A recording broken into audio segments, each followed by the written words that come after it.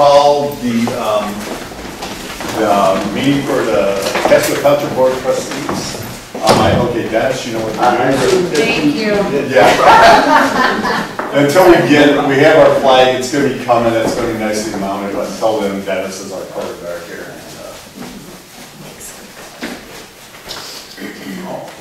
All right.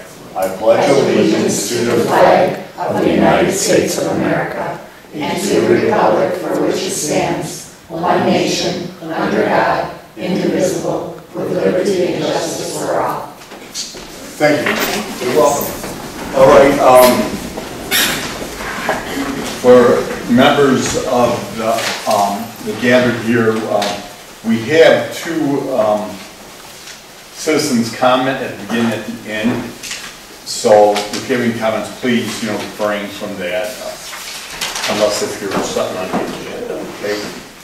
So, okay, our first order of business is the consent agenda. Does anyone have any questions on that?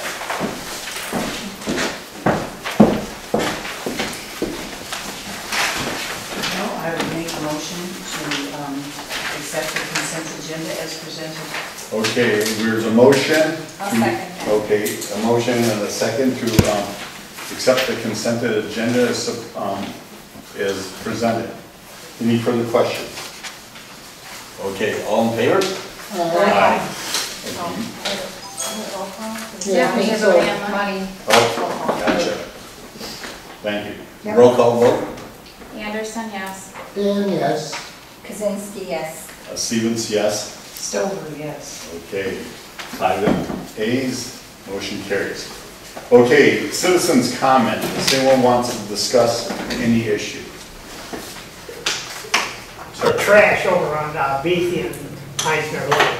Yeah, I called the county Monday morning, and I left you a message too.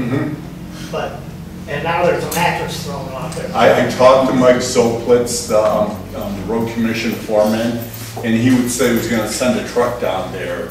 Is it still down there? It's still there. Okay. I'll call first thing in the morning. Yeah, because now you're getting more trash. Yes. Yeah. Once you get one. Yeah, it was. I went to pick it up. It's all construction material, and I couldn't pick it up. Yeah. And it came from Algonac because I looked at the McDonald's receipts that were in there, but there was no addresses on them. Yeah. Clever, Sherlock. Yeah, I'll call Mike again in the morning. Yeah, it's somebody was remodeling a bathroom or a kitchen or something. Yeah. That's terrible. Yeah, it's no, it's we down at the end of this. There used to be people used to dump down. Oh, I know. there. Oh, yeah. Oh, I used to pick it up years ago. I remember there's a refrigerator down there that one time there. Yeah, really. Oh yeah. So yeah, I'll give Mike a call. Okay. And we'll see about it. I mean, right now he says I'll send him. I understand that they have other they're really things, busy but this time of year. the longer it lays there, the more. The bigger it gets. Yeah. Okay.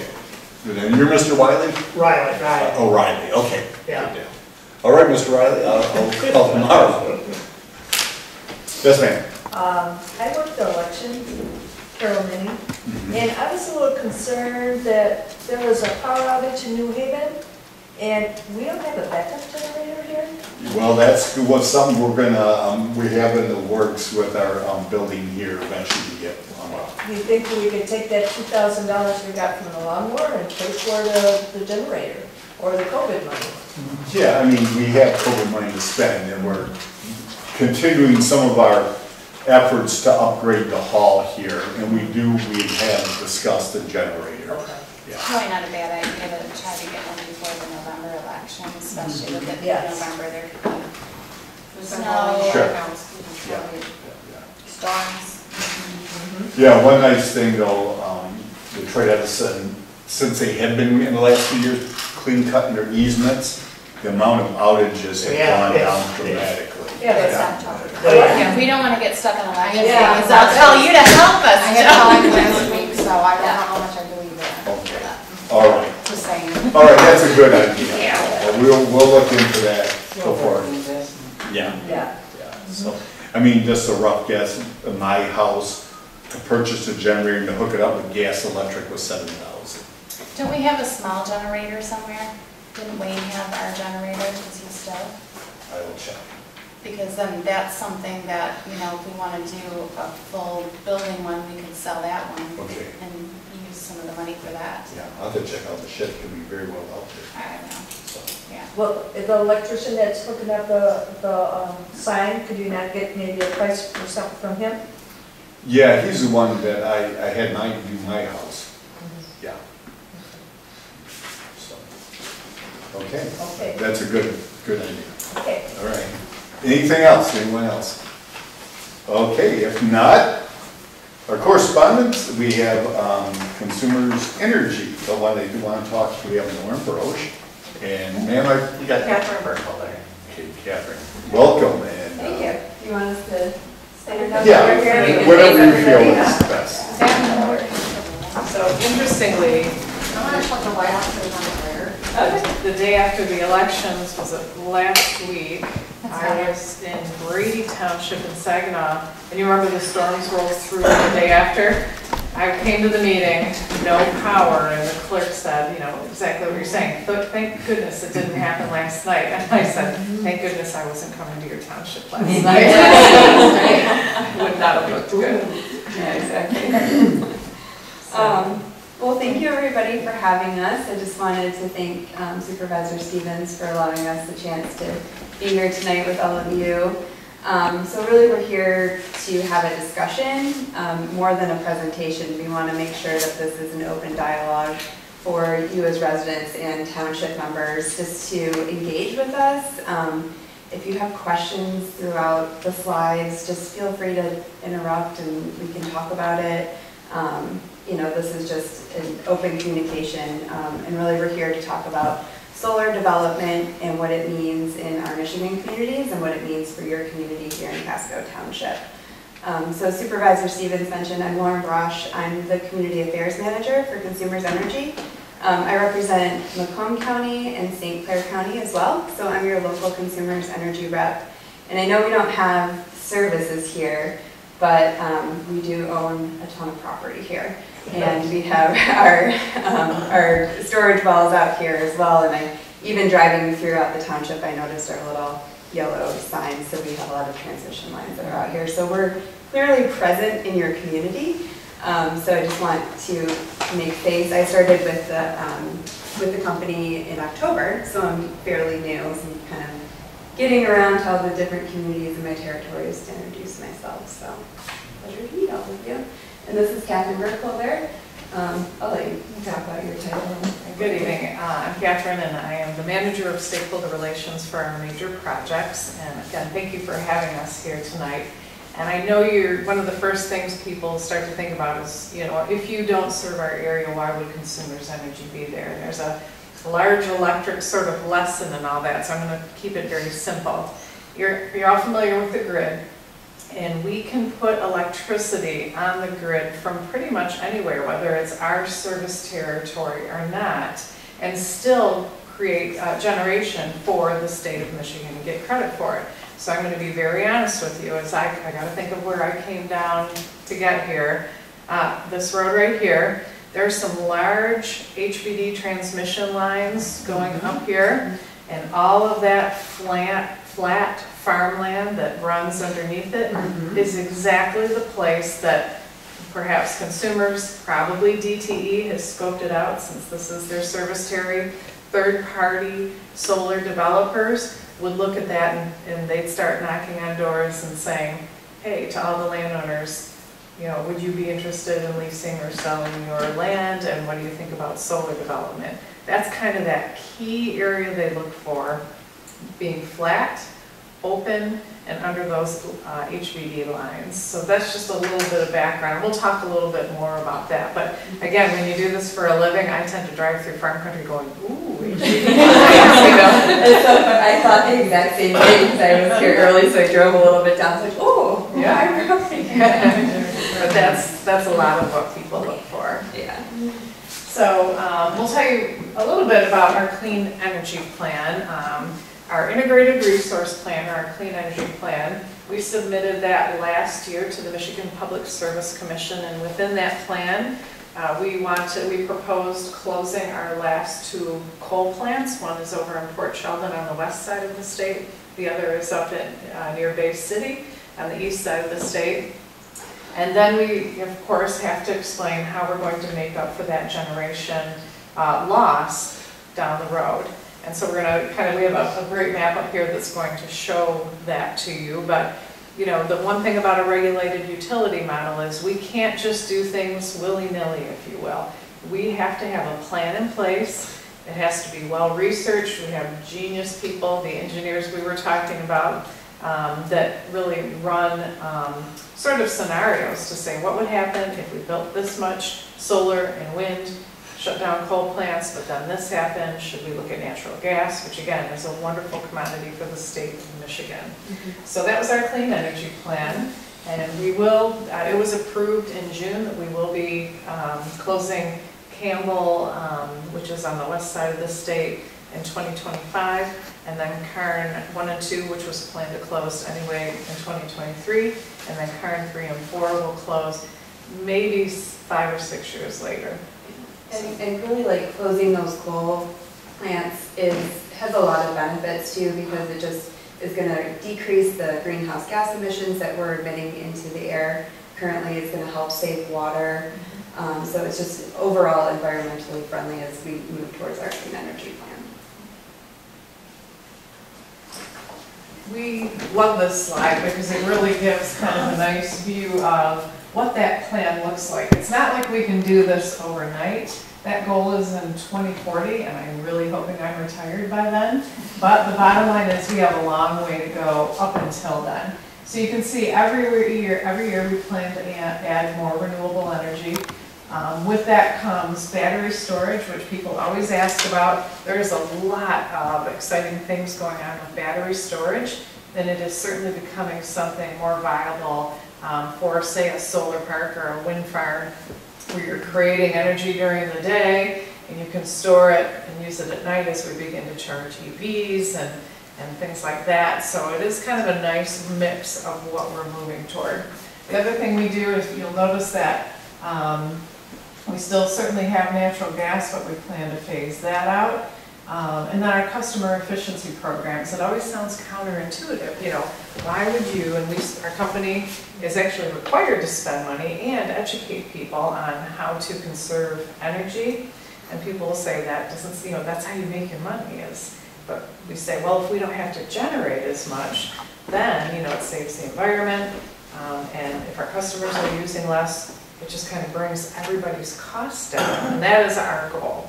So I know they keep talking about the cost of electricity, and we sit in meetings every day about figuring out how to bring electric costs down in the state of Michigan.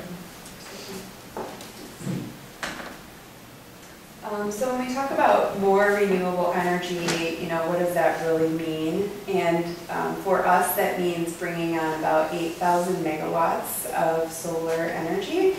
And that's a lot, I'm not gonna lie. It's a big lift for us.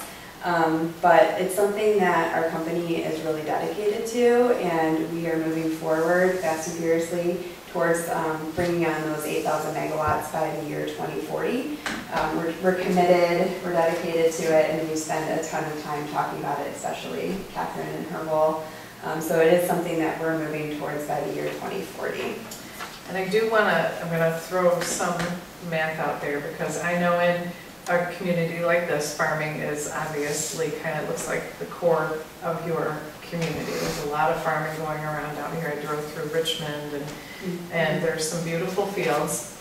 So when you think about 8,000 megawatts, if we were to develop every bit of that on, you know, prime farmland, it would be about 60,000 acres of farmland.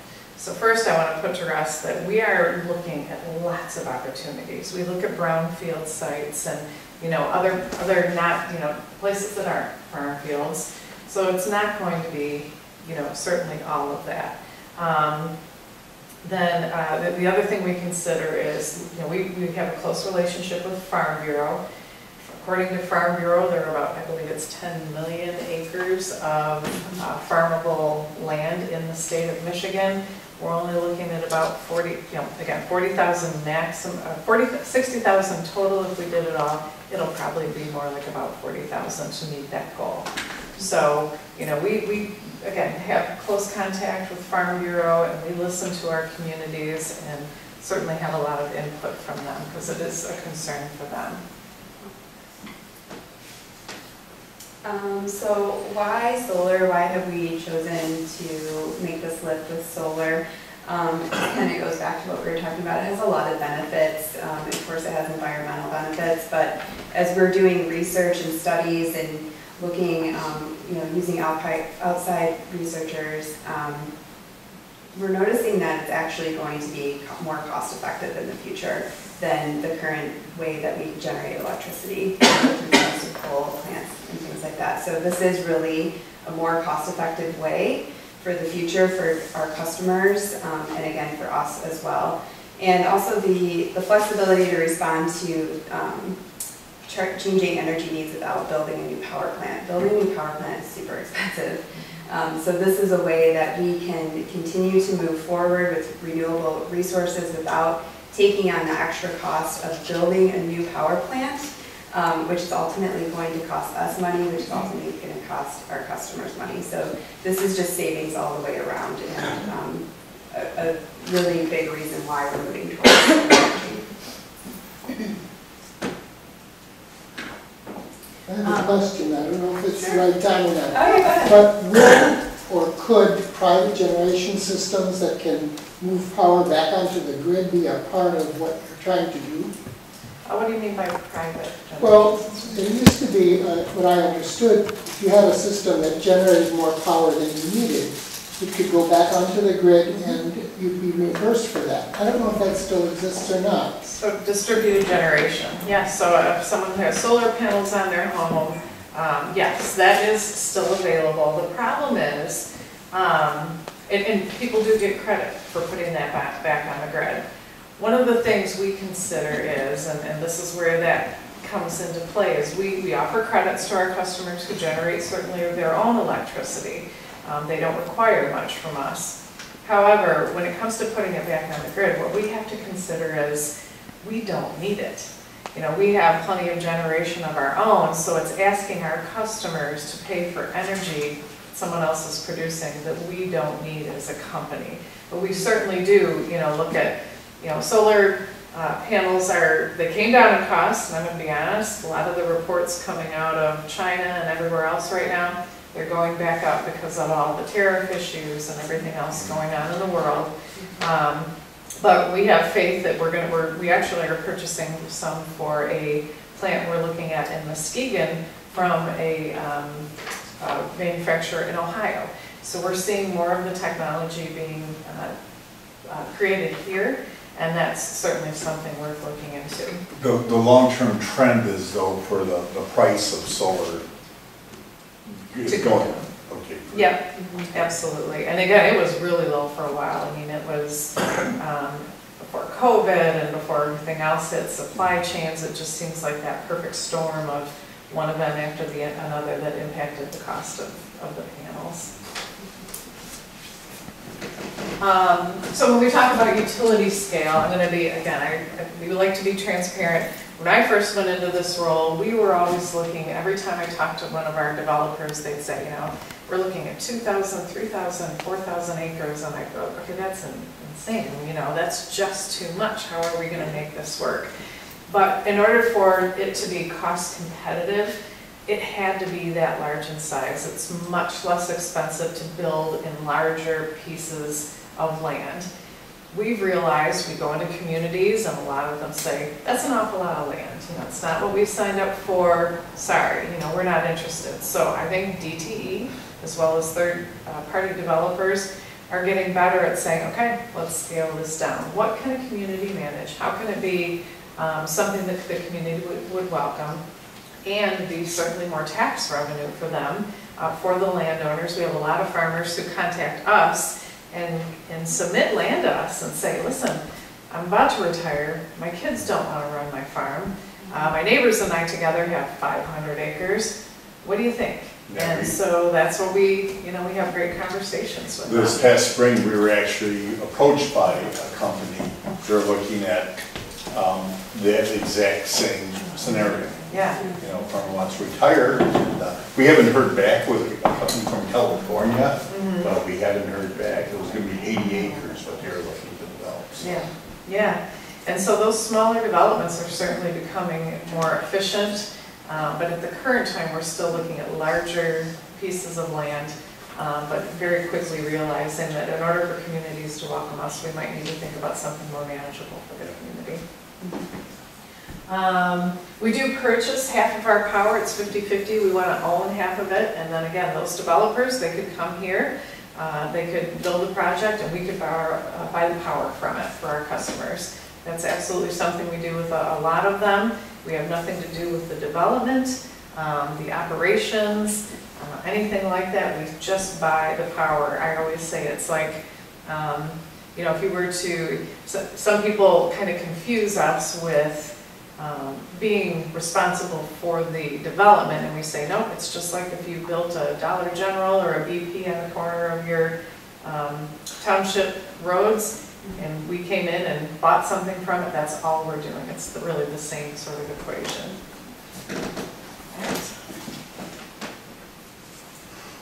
So when we talk about what do we need, I think it basically is pretty simple. It comes down to land, just like we've been talking about. That's something that we're currently actively seeking. Tens of thousands of acres, and like Catherine mentioned earlier, those tens of thousands of acres equate to about 2% of the actual available farmable land in Michigan. So it sounds like a ton of land, and when I first heard that number, where are we going to find all of this?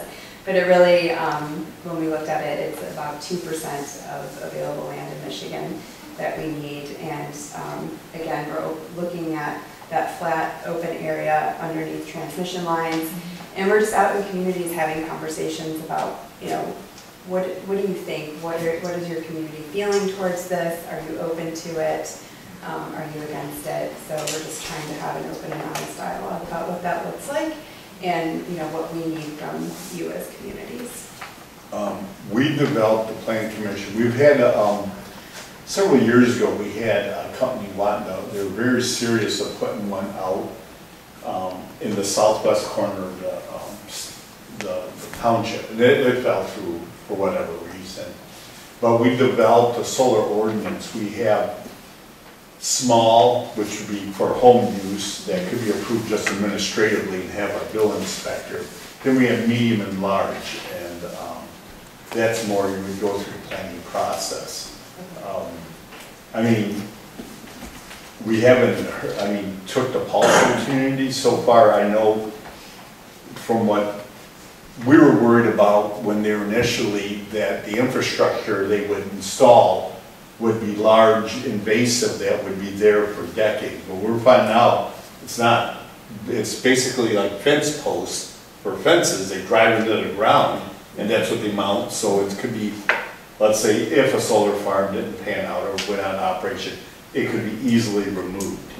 So you're not going to have that, something that's going to be there for generations or that. So, yeah, absolutely. And with we're looking at land leases. A lot of people will say we would rather lease land because we know it could come back, 25 years when it's done generating. That can come back to people. So that's one option. Other people do sell their land. yeah. And, it depends on the company. Some like to buy, some like to lease. It depends on what their ultimate goal is. Yeah, consumer owns a lot of land here in the township. I'm sure they're already probably looking at it. Oh, Yeah, some of their fields, like there on Puttycut Road, you guys were working out of one facility in the spring, and that's a lot of open space out there. I have two different pieces of land, and I have major gas lines run through both of them, but I can't tap into them. Oh, right. Well, I will be just trying to be, in case things come up again, I'll tell you a little bit about the pattern that I'm seeing in so many townships throughout the state. One of the reasons we're doing this outreach is because what sometimes happens is a group of people like yourself, I meet supervisors, clerks, trustees all the time. I used to handle the entire east side of Michigan, and I think I've been to every township meeting on the east side of Michigan. And these are your good people, elected officials, not going to become millionaires off of being elected officials, who are dedicated to their communities. And they put a great solar ordinance in place. They're responsible in how they do it. Company comes in, starts, buying property, is very good about talking to you and saying what's going on and keeping in touch. They get enough property, things are looking good, they go for perhaps a special land use permit, and then all of a sudden word gets out, and people who oppose renewable energy, period, start showing up at meetings, and can sometimes really change how a township's character is, kind of the nuance of all the people in there. So my best recommendation to you is, if this is something that anyone, and again, at this point, we have nothing here that we're looking at, so I'm being very honest so that you're prepared for anything.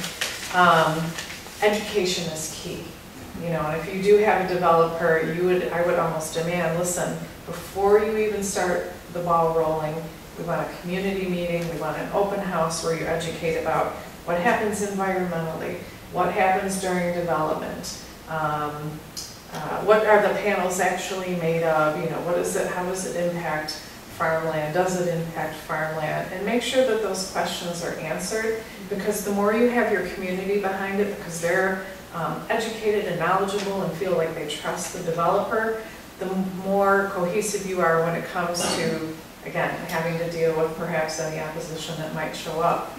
It's just really something to consider. Could you address how one deals with that opposition and addresses some of the issues that they raise? That might be really helpful to us. It's not easy, and I'll tell you, again, what we're seeing is, and I've been to these meetings, social media has not worked in the favor of a lot of things like renewable energy, because sometimes you will get, what happens is people who are opposed, and we have a few people that we know are funded by fossil fuel, So they do a great job of getting on social media, stirring up misinformation about renewables, and then making kind of a call to action. And I've seen people come from Ohio and all over the state to a township where they honestly, in my opinion, have no business being. This is the township's business. It should be a decision by the township. And, again, they keep spreading misinformation, and they can make a meeting miserable. And it doesn't take many of them. It does not. So that's why empowering your township, the people the landowners, the people who are in favor, that are educated, to come to your meetings and, and really kind of stand up and say, this is our township. We know what we're doing. And, we're doing an open house, and we were wondering about, and this is something, I don't know, I'm not an expert in the Open Meetings Act, but if you're having an open house and the township is invited, and you may be able to tell me, and the township is inviting the people concerned, the township residents, can you, if someone from another township comes, can you say, I'm sorry, this is for our township residents, and Yeah, I don't think so either. Okay. I think if a number of the board members are there, that's not possible, because the number determines whether the Open Meeting Act. We can't just meet in the back room all together without having some legal reason to do that. Yep. And we had one township that we are doing an open house with for that very reason.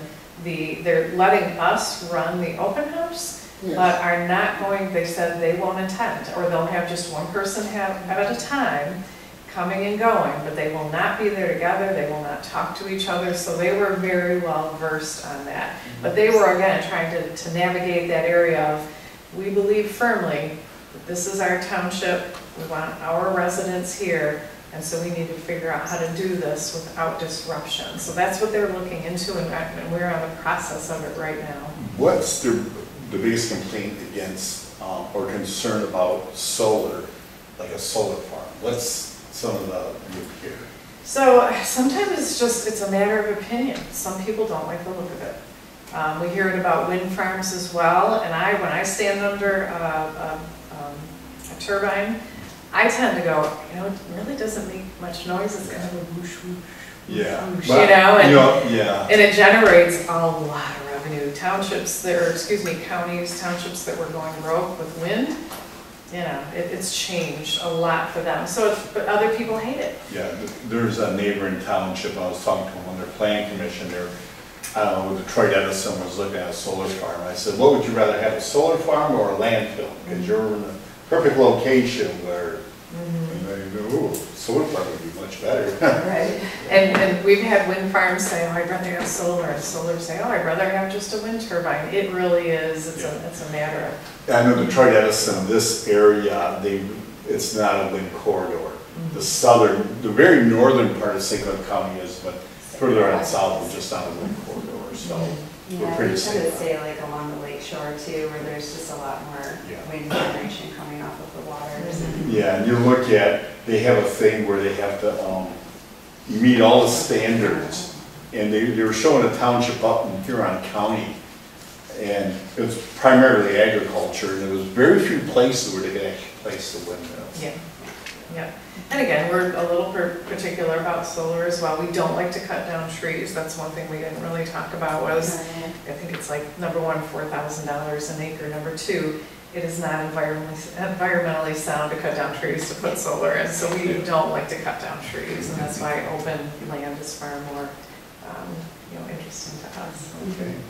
Yeah, there's also options of brownfields as well, so it doesn't have to be necessarily like viable farmland. It can be farm open fields or the brownfields area. So there's a lot of different options that we can look at when it comes to land use for solar. Yeah, brownfields are trickier, a lot of environmental, we have to go through a lot of different agencies, and of course the costs are higher. But in an ideal world, we could certainly cover more brownfields with solar development. It would be nice. I would say there's virtually hardly any brownfield here within the township. If it is, it's probably on some consumer's land. There's been some oil and gas wells in here, been here for over 100 years, so there may be, but that's very small. Yep. Yeah, the only other thing we're seeing when it comes to sort of, I don't want to say taking on the opposition, because you will have people opposed who are good people that live in your township and for whatever reason, and they're important to listen to. But the property owners a lot of times take that stance of, if I was telling you what you could and couldn't do with your property, you would lose your mind right now. But if there's an ordinance in place and we follow the rules and this is what I want to do, I should have the right to do it. And again, empowering landowners is very important. Right, we had, Detroit Edison was looking to put a substation up here on the road right by I-94, right in that triangular piece of land. And there's concern about the look of it. Detroit DTE, they said, no, we could hide it with vegetation plant around it, that it matures, it'll block most of it. So, I mean, I've heard that with solar farms too, like long roads. And that would be part of your ordinance, I'm sure, is, making sure there's some sort of covering, they look at that, so that's important.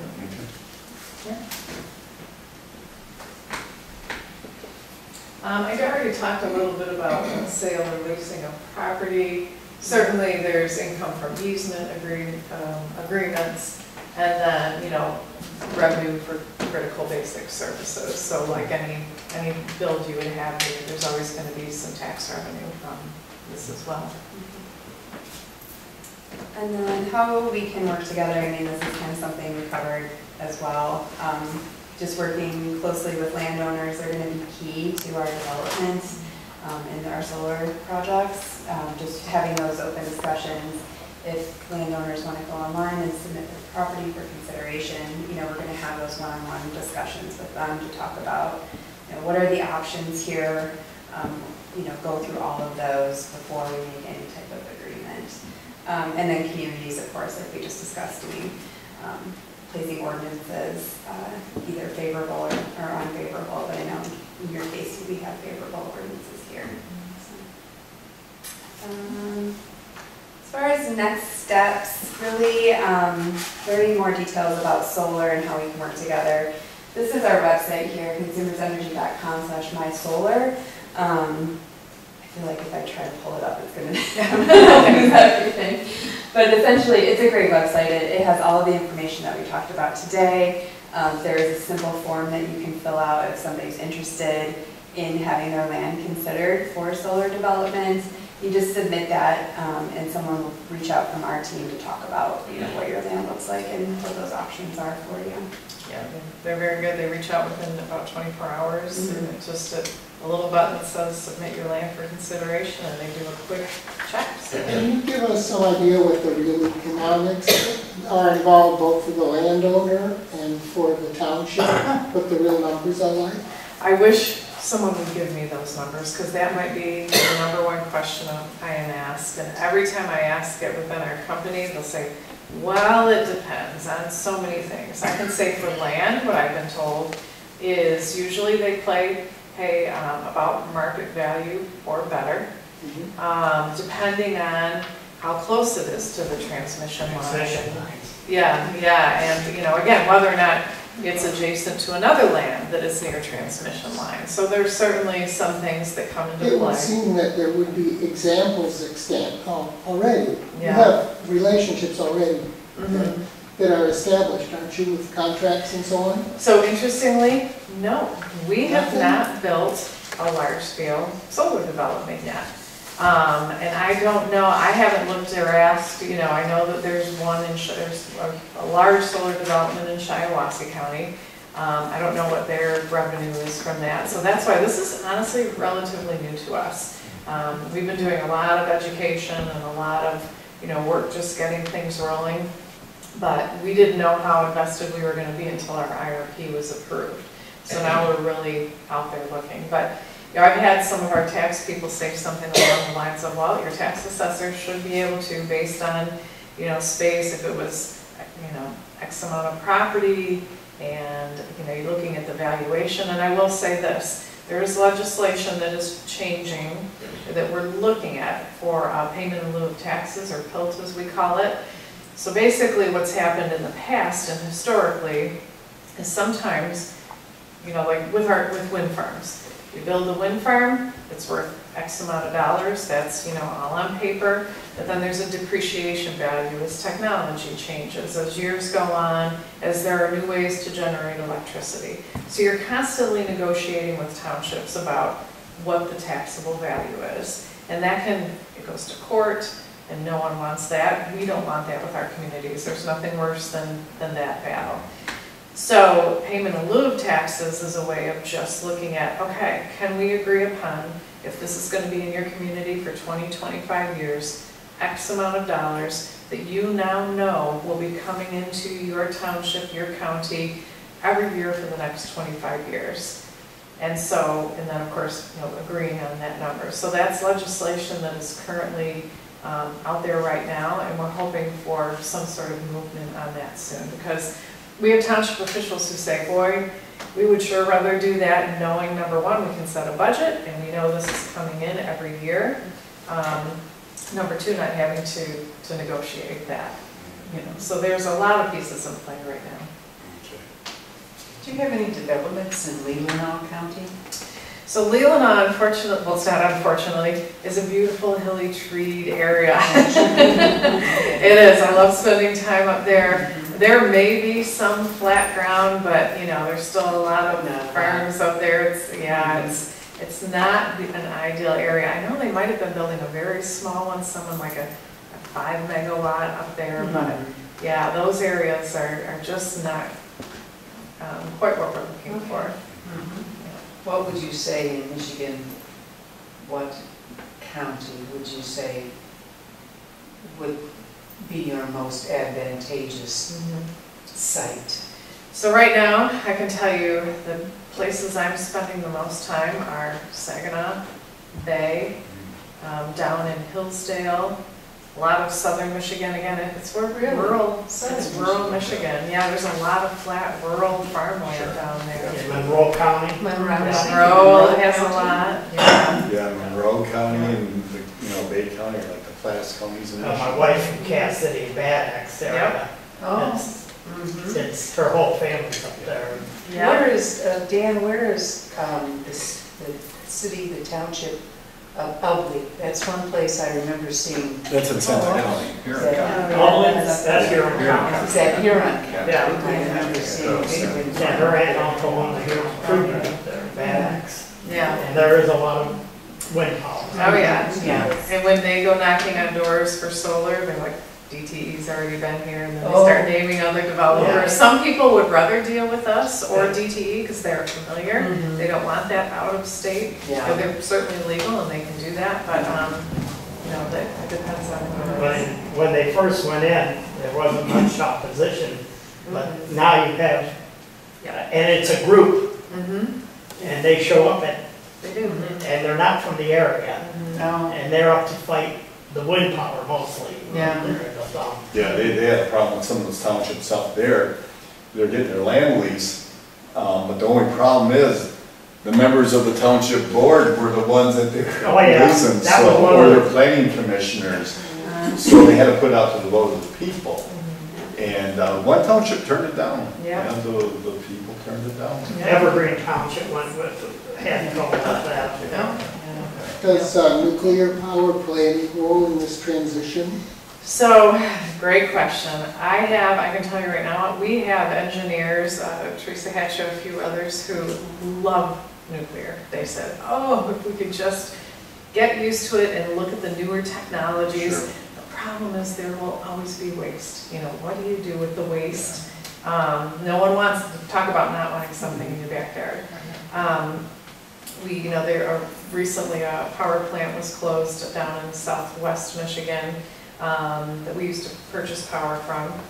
And so it's one of those technologies where there is certainly new and better and cleaner and they're doing it smarter. But I feel like, I don't want to say our generation, we still think about Fermi and these other things and that's all fresh in our minds. But nuclear, to people who really understand it, is really going to be another great option probably down the road. Yeah, Thank you so much for Yeah, having us thank you. here. That was Yeah, very you're good. welcome. Any other questions come up, you guys can always reach out to me as well, and we'll leave our business cards here for you. Okay. And Lauren, I'll be in touch with you about our park cleanup. Yeah, that would be great. You don't want to do that. Yeah, that takes a few people of opposition. It does, yeah, and that's why I said it's really important to empower your board, educate early, and again, just empower your community for what they really want. Okay. Thank you. Yeah, Thank thank you you. for having us.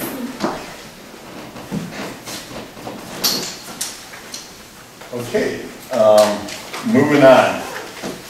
2A, adopt resolution 2214 to 2023 local road matching fund. Okay, this is this thing where in addition to our normal, our gravel haul and maintain our ditches, we can do special projects for the town.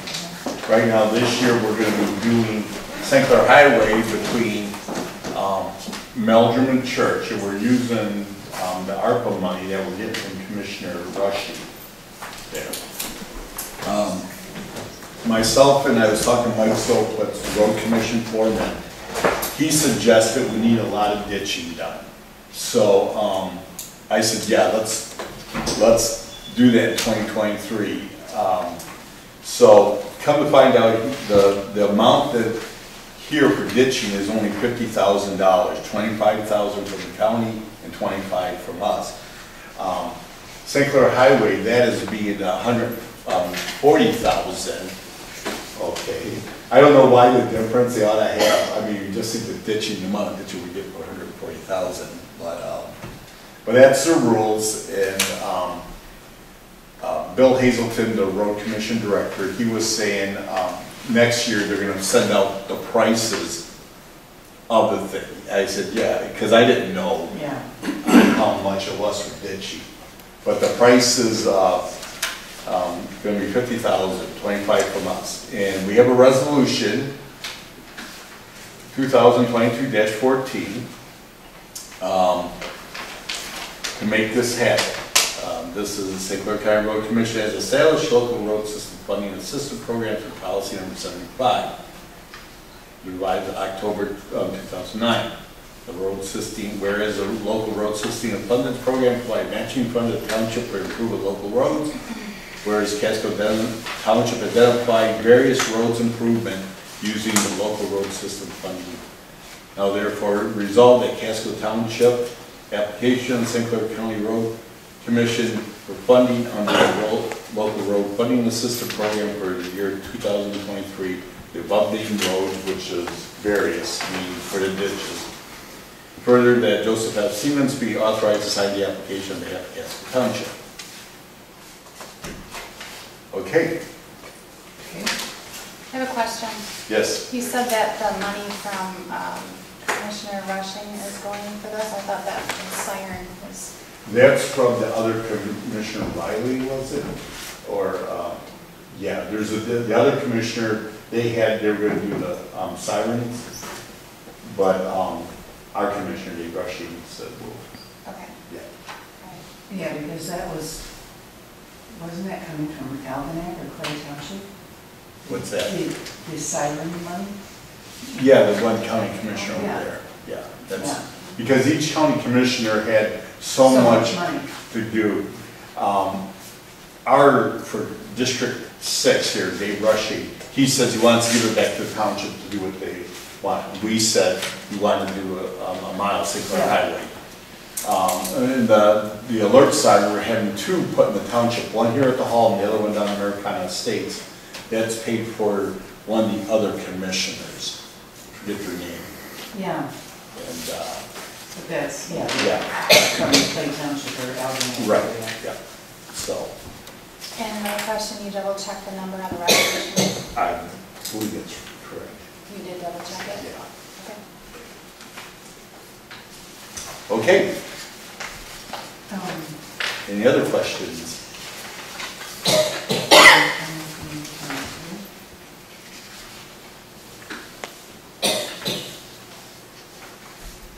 So we're asking for 25,000 in match money. Yeah, That's for the road, right? yeah, that's for the ditches, that's correct. The ditching? Yeah, Oh, yeah, this is for 2023, what we're asking here is that we'll put in 25,000 and we'll receive 25,000 to do ditching. okay. And Mike, we've determined a lot along Springborn Road and BT Road between St. Highway and Putty Cut, and there's several other areas. What about Church Road that floods all the time? Is that something That's that's? a county road. Yeah, that's a road, the Grade Commission's actually looked into that. Is the St. Clair Highway a county road too? No, it's Township Road. No, Township Road. Mine's Road's a county road, isn't it? That's correct. So is Palms. Yeah. What are the survey markers on Meisner Road for?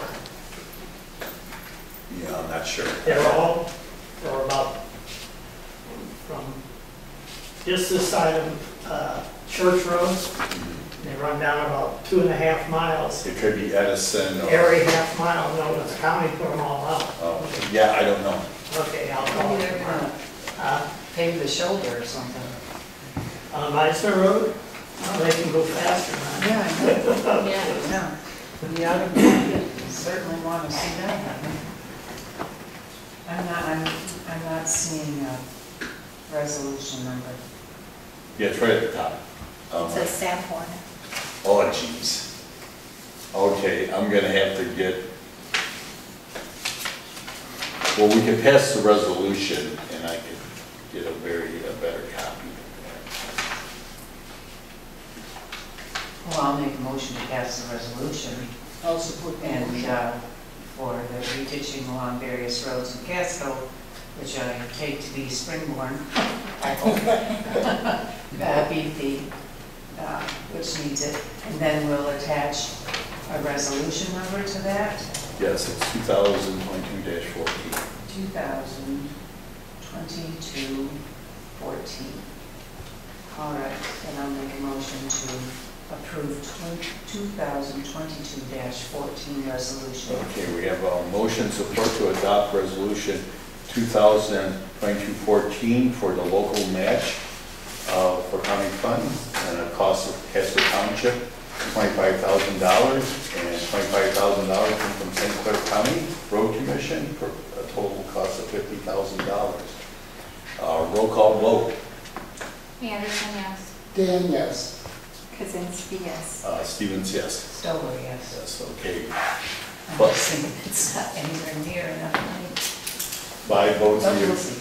5 votes in affirmative, the resolution carries. And, yeah, I will get a more before I sign it, sign up there that doesn't say second. Yes. Okay. All right, moving on. Okay. We have to correct a disparity we have. We have a thing that, like a lot of our, we have to give our building clerk and our deputy treasurer a pay increase to put them on level with our deputy clerk. We have to, in order to do this to be fair to them, they have a lot of years of service and a lot of years of knowledge here that greatly aid us here at the township. This is a topic around the state. We're doing a lot of modernization here, catching up on stuff. You can see what we did here with the hall. Last summer we got software, BSNA, to update our systems on how we do our administrative work. We're looking right now at getting credit card payments so residents can pay for services and that credit card.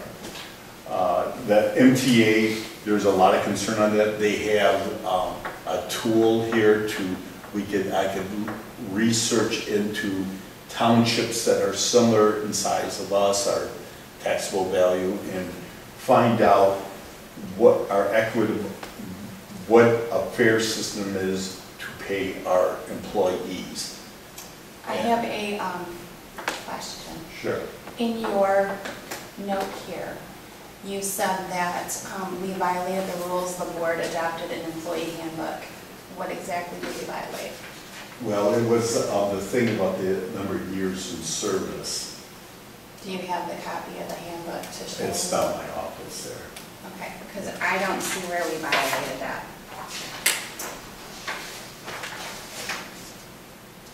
I believe there's an incremental, didn't we agree that there would be an incremental wage increases on the basis of Yep, seniority? and Linda and years of Brenda service? each got their I'm 50 sorry. cents in December. Yeah. I requested a raise for my deputy because I feel she goes above and beyond. She's my deputy. I asked the board for a raise for her. She is exceptional. She does not sit still. If she's done with something, she finds another project to do. I'm not saying that the other employees don't, but the way this is worded makes me feel like we're just giving them a raise because I gave her a raise. And that to me is, it has to be performance-based too, not just because of seniority. Well, as I understand, the wage schedule that we adopted is not performance-based. It assumes that the person is performing and receives a wage per that schedule. And nominally, I feel kind of complicit in this because I voted for that wage schedule, but I also never raised the issue of a $3 an hour raise for someone. Right. Or a 33% raise over a period of, what, less than a year. I mean, it went from 15 to 21. That's more than 30% We increase. started at 15. Right? Back 2 years ago, I started. Yeah, it started out at 15 in 2 years, 30% increase. I don't know how exactly it occurred. And I was concerned that there wasn't an actual express action of the board to make an exception. And I don't think it was done for any bad reason. I'm fault myself for not remembering what we did pass, but I think we were all impressed at the incredible leadership and service that you and Vicki afforded the township during a really difficult period where there was a leadership gap, or even worse. And I think we're all grateful to you for doing that. and wanted to reward you and recognize that. We So appreciate it. I don't think that we did anything that was like terrible or for a terrible bad reason, but I do think we abrogated our responsibility to look at what we had approved and what Vicki actually wrote out and submitted to the board for approval. Well, I can read to And you what we then, have. yeah, and then, It says on January 1st, after the original date of hire as a full-time employee, each hourly employee will receive a 50-cent per hour increase. The employee will max out in 10 years for a total increase of $5 an hour. So technically, if you have an employee who's been here more than 10 years, they've maxed out.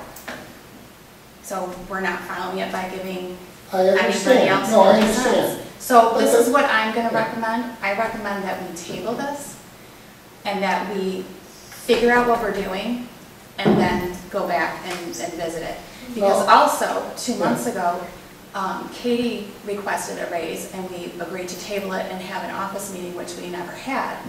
So we're not being fair to her either. Right. No, and that's the thing, when I research and want to find out, you know, what other townships are doing and what is fair and equitable, I want to. Well, so why don't we wait till you research I that? don't think we can wait, frankly. I'll tell you what it looked to me when I kind of reviewed what had happened on a prima facie basis. It looks like age discrimination. And I don't think this township ever wants to get near that issue. And I think that is what it looks like. Whether it is or isn't, I don't know. I think it probably feels that way. I don't know how they feel about it.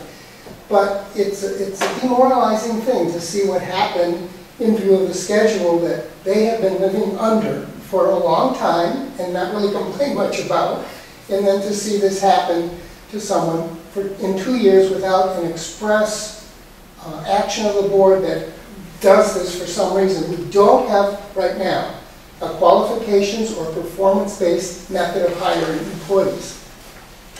There's other things that we need to, like a codified and formalized purchasing policy. There's a lot of things that we need. We're growing. And I don't fault us for not having those things. But I think we have to rectify this inequity, and I believe it really is an inequity, right now, and retroactively. And we can go forward and fix other things. I don't think it really rectifies the inequity fully, because if the schedule had been applied as it was written and written out by Vicki and submitted and approved by the board, it wouldn't be this way at all. We'd have to roll back things. I don't think that's a good idea. I don't think that Vicki is undeserving or in any way. I do think that the equity has to be established now, retroactively, and then I think what Joe's intent is, and what he wrote, and what I understand, is that he's going to try to research this thoroughly and see where the township falls in terms of folks that are paid for similar work in other places. I'll tell you, if you prorate, from what I've read on the on ZipRecruiter, which is a lot of data, it appears to be pretty, I mean, and I didn't bring it, it's not the kind of thing that I really think we should do a technical analysis now. I think we need to fix this right now and go forward, but from the data on the ZipRecruiter, which seems to be July 22, if you prorate our 24-hour salaries to what clerks and other employees are making in the state, we're doing pretty good.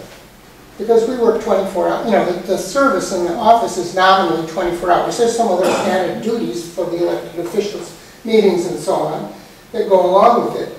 But if you prorate the salaries, we're paying a lot of money. And I think that anybody who looks at the numbers and prorates the salaries will conclude that too.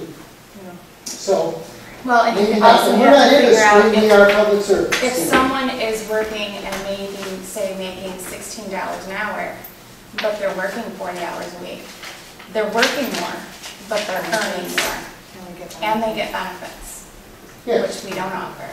But what I'm And to saying make is, these elected jobs and the deputy jobs and whatever jobs, you have to make them so that people actually want to apply for them and want, if you were like trying to earn a living, there's no way you could do any of these jobs.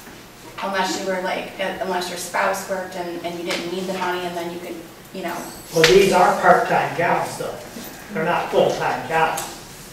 The clerk and that, the assistants. I can tell you how many hours I put in for the election. You're elected. I am, yeah. And we had no reservations about I'm reimbursing talking you about for your that. assistance She in worked, that. before the election, my deputy worked.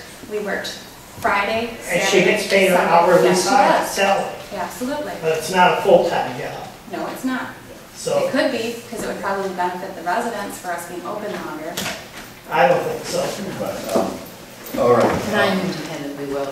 Also, I will add that We knew making that. these small changes in salary to bring nominal equity, even though the salary of one employee did not follow the schedule and searched ahead whether or not that was right or not, it brings some nominal equity to this situation and a place to move forward from.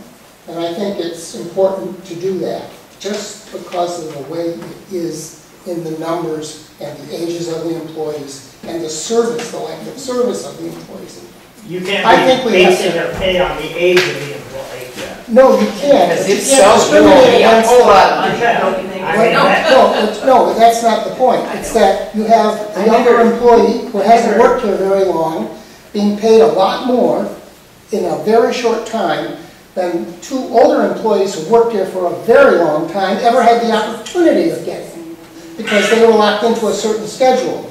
And I don't think that the board intended that to be the case. I mean, I think we intended to award and recognize extraordinary service, and I've said that all along. I haven't changed my opinion of that. We are really lucky to have Vicki and Jennifer. I mean, really lucky. It's a new leadership. They're strong and they're effective.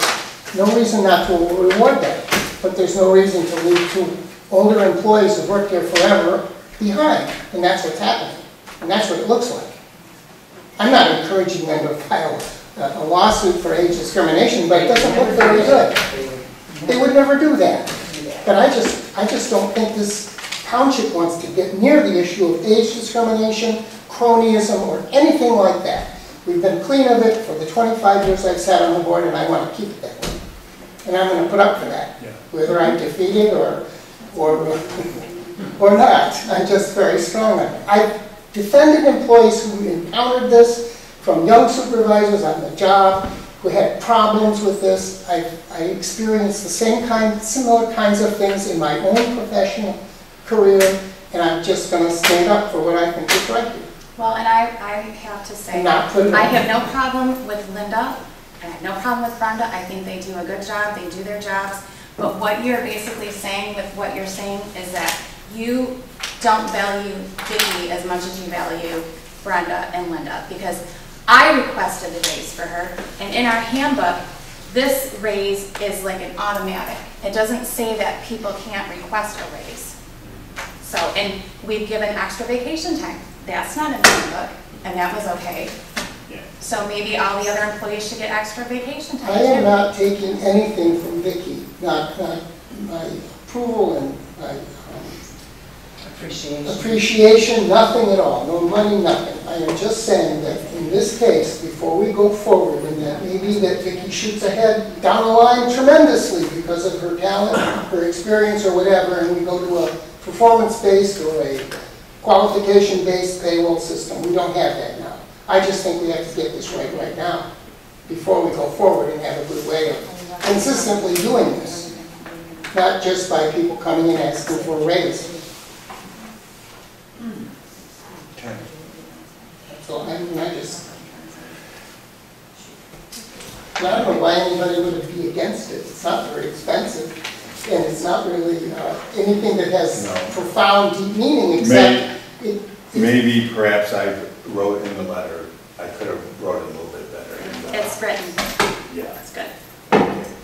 But yeah, my sentiments too, I mean, Vicki does excellent work. And I think all of me being a supervisor, I rely on everybody. Linda, her wealth of knowledge is phenomenal, and Brenda, same way with the building department. So, okay, we have, yes, okay, we have the first one, where I'm asking for a pay increase for Brenda Loper for $1 an hour. I'll second that as a motion. Okay. The motion. Well, I'm just, someone has to make the motion. You're making the motion? Yeah, I'll make the motion. Okay, do we have support for that? I'll support. Okay, we have a motion and support to give Brenda Loper a pay increase of $1 per hour. Any further Retroactively to the point that the other raise was given, that wasn't on schedule. It shouldn't be retroactive. It should be. Yeah, retroactive to It should the, be. No, it was should. it the 17th of May or You guys 16th? have to figure out how much that is. Okay, the 16th of May. Any discussion? Okay. Is it Okay. gonna be retroactive or is it? Yeah, it's gonna be not? retroactive to the 16th of May, 2022. I've never heard of giving retroactive pay raises. So, Never. okay. I have, as a union I have. officer, we negotiated I worked in industry for 40 years. pay ranges. All right. I mean, we negotiated those kinds of things. Right. Wayne State University, Mr. when I Ryan, was on the bargaining committee. we had business here. And also, we actually had a classification program there that I helped negotiate, where if you were working in a classification and you were underpaid in that classification, after it was determined, you know, because they used to have these people, and they put more and more duties on them, so they, instead of being a secretary 1, they were a secretary 3, and they wouldn't pay them for it. If you were reclassified, were paid back to the beginning of when that classification was determined after you submitted the form and the management decided what you were doing.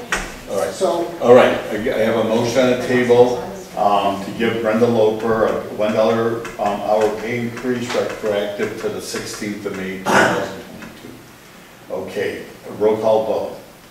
Anderson, no. sorry I do hard on you, I apologize, I apologize. Okay. Okay. I made the motion, and, Yeah, we were doing a roll call oh, vote. yeah, Dan, yes, thanks. Okay, Kaczynski, yes. Stevens, yes. Stover, yes. Okay, 4 yeses in the affirmative and 1 in the negative, motion carries. I have a pay increase for Linda Team for $1 an hour, retroactive to the 16th of May, 2022. So moved. Okay, we have a motion. I was gonna bump you there.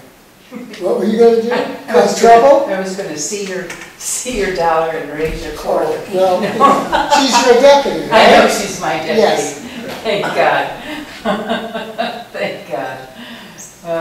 But I don't want to start Armageddon here, so I will go with Wait the till dollar. September. Wait till Another meeting, September you and know? start And Armageddon. He's gonna bring something to us, we won't necessarily like it. All right. So I support your dollar motion.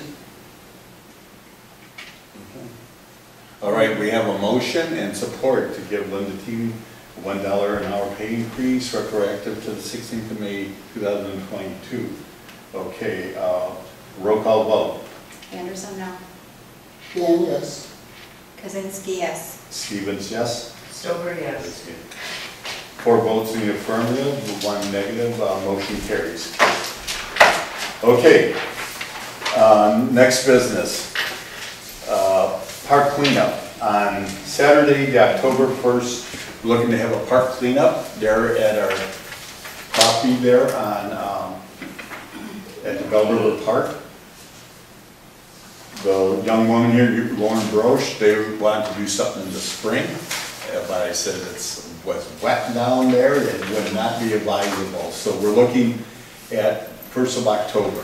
I got, That'd be a pretty time to do it. yeah, I'm gonna talk to, I've been talking to our insurance broker, Steve Saff, about getting coverage for that to see for volunteer help on something like that. And we'll need, We'll get a dumpster. tent, Yeah, dumpster, we'll get down here. table. I have a township resident I'm gonna ask to bring down his front end loader to help us clean it up. Township Park has just a lot of stuff there, it You needs need to a be big cleaned up. orange thing? I have one of those. So that's what I'm planning on I think it's quick. for the 1st of October. Okay, Okay, that's great. all right? Okay. All right, any questions on it? All right, moving on to unfinished business. Network computers. I sent them the email that was advised that we're willing to work with them.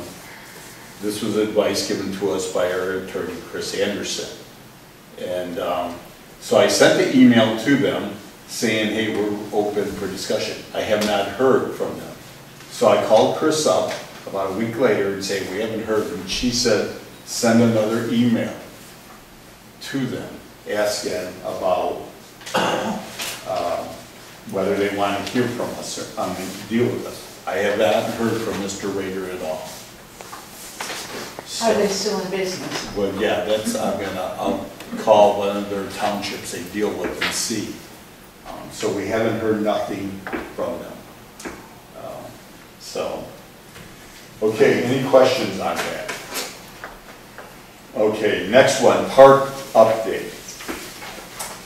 Okay, we have about 3 grants here in the action. We have our first one, for the phase 1, the passport grant. It's still administrative review. Our park planner, Pam Blouse, thought it would happen quicker. She thinks there's something in there in the system that's holding it up, and I'm trying to get a hold of our new coordinator. She took our last one's place. What was her name? But our new one, Samantha Davis, I left her a message, hey, get a hold of us. I don't think it's that, but it's in the administrative review. We applied for a second, the first passport grant doing phase 1 is to build a driveway in off Fredmore Highway, a parking lot, a handicap parking area, and a pad for a porta-john and sidewalk, connecting sidewalks. We have a second one. We had to double the size of the parking lot and put a picnic pavilion, like a 36 by 44. It's going to be a pretty large one. We applied for that in April. At first, I thought it disappeared off the system, the DNR system. I was kind of panicky. But our park planner showed me where to go. It's application's under review. And then they say in mid-August it ought to open up for us to make adjustments to it.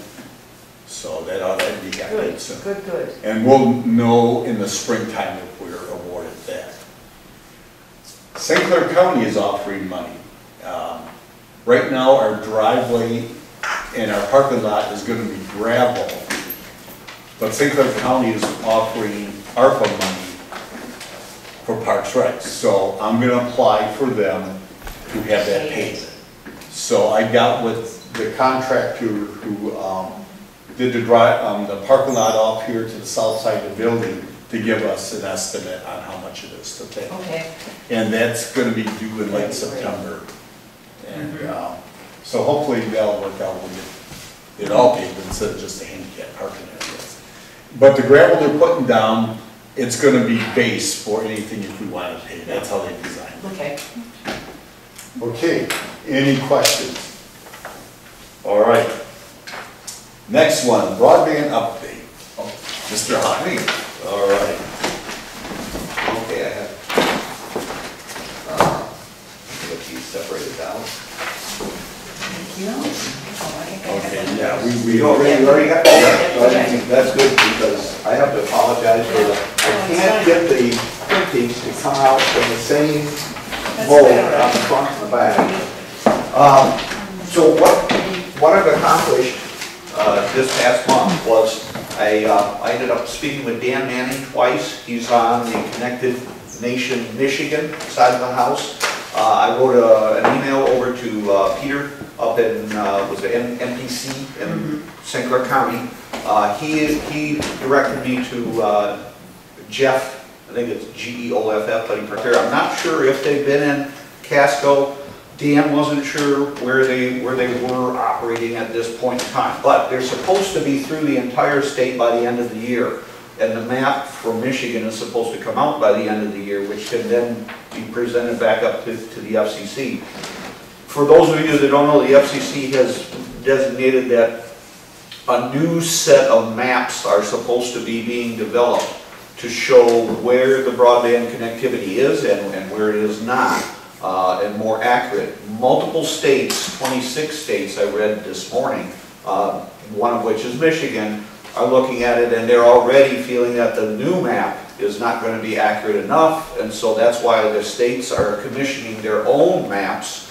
That's a way that they can then protest to say, no, this isn't the way it is. We know the way it is because we've had it done more at a grassroots level. So that's what's driving that, and looking at it, my recommendation is, yeah, we don't need to do it. We don't need to not waste time or waste your time with that, but you guys have a lot of other more important things to do as well. For myself, because my interest level is there anyway, I'm going to continue to monitor and see what's going on and report back as it comes up and things. Looking at where Duke is for us, they're finalizing the permitting process for St. Clair Township. They're almost done, all their paperwork is in. They've got the design on the board for Casco. Actually, we're not considered Casco in their thing. We're Ira Township Extension. Yeah, I think that's something like that. Because there's an Ira Township project that they've already got in place too. We are an extension. The southern part of the township here is an extension to that. That design is already in place. They're also looking at fiber can be built so that you can sustain one cut. That's the way it's designed as a ring. They're looking to make multiple rings, one of which is running through like 32-mile road or Fred Moore Highway over through St. Clair Township, and then it will come down through Ira, up through Casco and that. So that should we have an interruption, a car hits a pole, somebody digs up something with the backhoe fade, as they call it, we wouldn't know about it. And a person that was on his service would not know about it. Now, to that effect also, we see in surrounding areas what's been happening is like Highline has already turned up service in Watertown, Fremont Township, Speaker Township, and over by the Sanilac County Career Center. The day after they went public with their big to-do, which was a big to-do and thing, they had a 2.5-day outage. Not due to their fault, but there was a fire in a restaurant in Clarkston that took out 6 spans of fiber in the alley. Oh. Their middle mile provider, I don't know who that is, I don't know if that was Merit or if it was somebody else, they lost 6 spans of fiber. And it took them 2.5 days to get it back up in the air and get it tied back down. Now, Dennis, what you're saying here, once this Connected Michigan or this Connected Nation is done at the end of the year, that means like Duke Broadband or another broadband spot could use that information garnered from them to apply for the USDA grants. USDA or the new NETA BEAD grants. Okay. They'll be handled through the high-speed broadband office. The grants to put fiber and put broadband service in at least at 100/100. How do we know a broadband supplier? Let's say, will we know, let's say, if they're, let's say, looking at Casco, will we, let's say, give us, hey. We could know, being as small as we are, and we're not in it every day. I mean, I sit at home on the computer a lot of times looking at what's going on. It's a matter of watching where they someone may have filed on something. As Dan pointed out before, like the maps that Semcog had that we found out then were just reproduction of the Connected Michigan stuff. It's something like that, that type of thing. I don't know that we're going to see, in my opinion, I guess would be, I don't know that we're going to see much more from other people other than some wireless activity that may be going on. Mercury Wireless, which is a small upstart out of Kansas or Missouri, somewhere out more into the Midwest. They won a lot of the RDOF, Rural Development Opportunity Funding. That was that auction, that reverse auction they had back last year. They won a lot of spots throughout the state. They've opened and started to build their broadband distribution on the west side of the state now, somewhere between Kentwood and Holland. They're in the process. They have won some property here in St. Clair County, Sanilac County, Huron County. Whether they build anything or not is not known. You know? How many broadband companies are there in this area that could apply for those grants? To my knowledge right now, I'd have to say about 5 or 6. Okay, and they're all wanting to get those grants. They would all be looking probably Okay. for grants, yeah. I would assume they'd be looking for grants. Boy, that one gentleman who was here from East Lansing there back. Ray, Yeah. yes. He must be doing work that's already gonna be done and making a profit at that. Yes, sir. I was thinking that myself now, that's, yeah. Well, yeah. He, I think, and not to disparage him, right? I think he sees an opportunity to An help. opportunity. And before this other stuff started Yeah. to come Before we about, realized and that it's he was available. offering his services to various, like ourselves, But if other counties. the state's already. The state is already doing. Eric Frederick, on the back here, Eric Frederick, who was the director of Connected Nation Michigan's branch here. He's been the director in Michigan for like 15 years. He has just now, last week, the week before, something like that, on Tuesday, he was announced that he has taken the job as the director of the state of Michigan's high-speed broadband office in Lansing. He has one other person that he's going to put in place to help him.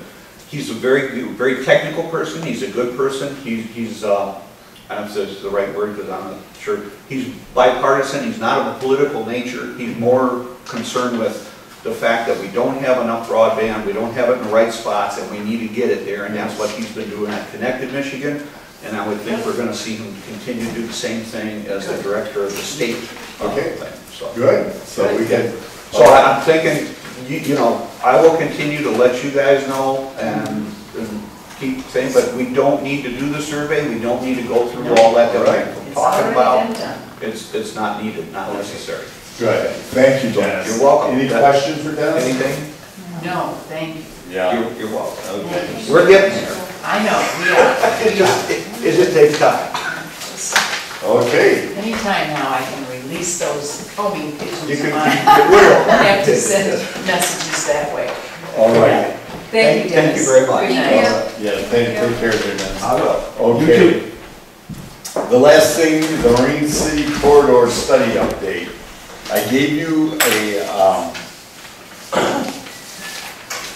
showing the current future land use plans for the communities along the corridor here, the west half, which is us, and the east half of the corridor. On the back, the second page is the future land use as envisioned by the study group. If you see, they're both very similar. I think when they got into studying this,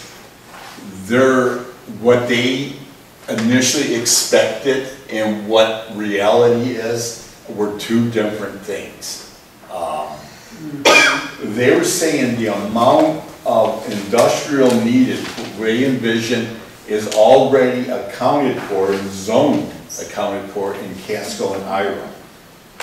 They did make a comment, it's a fair comment too. He goes, a lot of the land though is inefficiently used, where you'll have a business up front and then you'll have a lot of it in back vacant.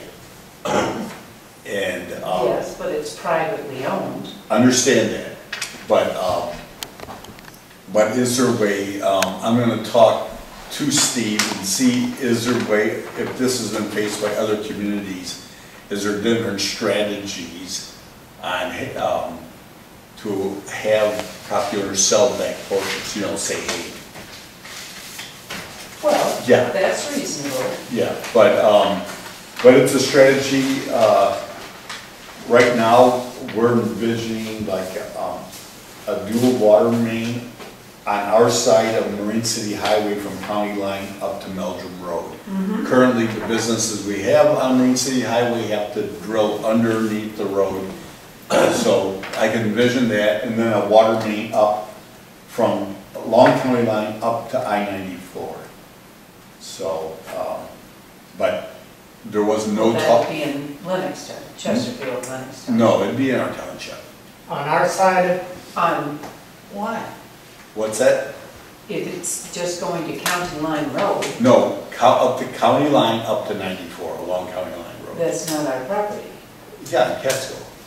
you're on the east side of On the town. west side of county line. I mean, the east side. East side. Yeah. excuse me. Americana has Detroit water. Yeah, they Oh, get County Line Road, they okay, County Line it, Road. they get it from Lennox Township. I know that, Yeah. Doesn't go on. because there's water lines all along Right. Okay. Yeah, county that's, line. on that's Lennox. because of the land. So, say again, so County Line Road to where? Along, okay, from Marine City Highway up to I-94, a line Yes. along county, a water main along county line. There's hardly nothing there though. You have Consumers Power owns most of that But property. in our future land use plan, it shows for land commercial. We also have a truck terminal who's coming in September to apply for a conditional rezoning up there on Springborn Lane and not on county line. So we would bring it over the overhead? No. On McFadden's property, Yeah. oh, Okay, just to that point? Right. Yeah, just to that point, yeah. Um, Okay, I can see So, that. there's no talk on bringing sewer. The cost for along this corridor would be enormous. So I think they toned it way back, and especially some of the expectations they see out there. Yeah, but I mean, other than that water line going this way or that, there's no rezoning No, that's like, anticipated from us. And that is what it is right Yeah. now and has been for years. yeah, so it reflects our zoning, so. Good. is there something going in on Marine City Highway in Beatty where they cleared all the trees? Marine City Highway and Beef, That's industrial zone. Yeah, they cleared that whole yeah, I haven't, northwest corner. Yeah, I haven't seen anything yet. That's probably, nobody's come in for a permit for anything, but they might be. They cleared, it's cleared right down Okay. to the ground. all right, any questions on the corridor update? Okay. We're up to board comments. Does anyone would like to, No, I just wanted to draw attention to this nice letter that you got from Carol Cobb. I remember her. She lived on Church Road. She was once attacked by a goose, created a real stink in the township. So I'm glad to see that she has good memories of us, and we did her a kindness. So good. I remember her well. It was Rudy's goose. Oh. Chased her right up on her porch and bit her. It bit her? It did. Oh, They I don't had fly geese, and they baseball. chased my kids all around the yard. Yep. Geese are mean. Yes, okay. they are. I'm gonna look into acquiring a couple pieces of property for the township. One across the road, it's currently owned by Consumers, to see, engage with them to see for possible use for like an overfill parking area or for just future use, for, a pocket park or Yeah, I always anything wanted like a that. pocket park. During elections, we have a problem with people parking on the road. It's a safety issue. If we could have something in there, that'd be ideal. The other one is down there on Adair Road where our cemetery surrounds it. It would be the natural location for when our cemetery grows to have that. So I'm going to check into it, nothing firm. Okay. One thing, I guess, I know it was uncomfortable what we discussed in regard to pay, but as supervisor, I want to have fair and equitable as possible. I want to do where we discuss stuff in the open. I don't want to build any kind of levels of resentment with our employees. And but yet we have to be answerable to the public in our, what we pay. I'd like to point something out, that our employees are not underpaid, I do not believe, in Michigan. Even though Michigan is the 40 from ZipRecruiter's most current information, I don't verify the information, but it seems to be very well founded and current. Our employees are paid more average hourly than most employees in the state. In particular, deputy clerks in Lansing make $16.44 an hour. Our deputy clerk makes 31% more than that. That's not bad.